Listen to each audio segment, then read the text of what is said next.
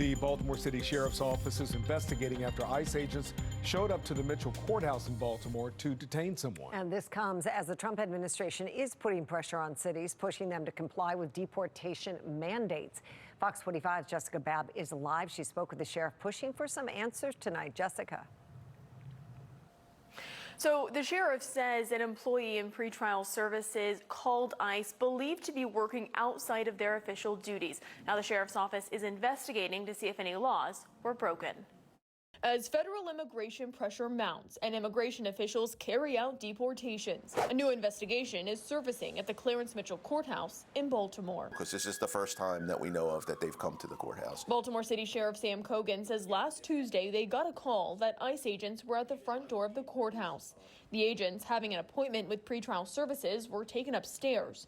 Minutes later, ICE clamping the cuffs, arresting someone who had appeared in pretrial services, escorting them out of the building. Our understanding is that pretrial services does not ask immigration questions, and so, it's alleged that that's what they did. In their individual capacity, they decided that they were going to call ICE to the court facility. In a statement, the Department of Public Safety and Correctional Services, which is the agency overseeing pretrial services, said they didn't authorize it.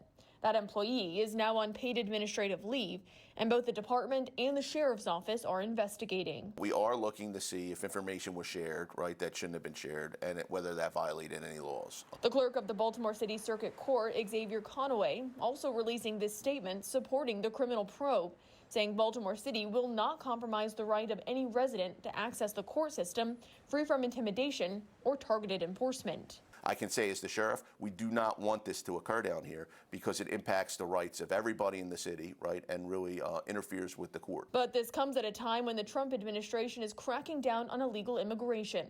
With federal mandates in place, if that's the case, why is this employee under investigation? Yeah, sure. So that's a good question. And again, this is why this isn't a political issue. That when you do immigration enforcement in a courthouse in particular, it interferes with the administration of justice. The federal government blasting cities like Baltimore for not complying with federal immigration policies.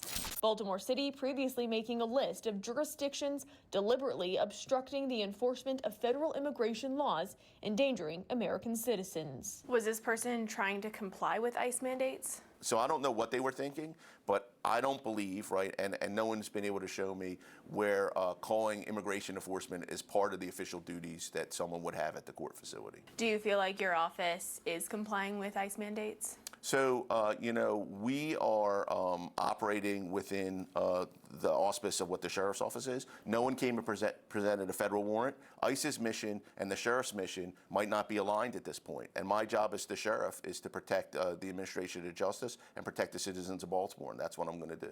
So would it have been a different situation if ICE had come to you, presented a warrant, and said we needed to detain this person? It would have been. At that point, would you have helped facilitate that warrant? So, we're not going to work against federal agents that are in the course of their duties, but, that, again, though, that's something that would have disrupted the court facility. So even if they do have a warrant, they should choose, in my opinion, right, and as the sheriff, they should choose not to execute it at the courthouse.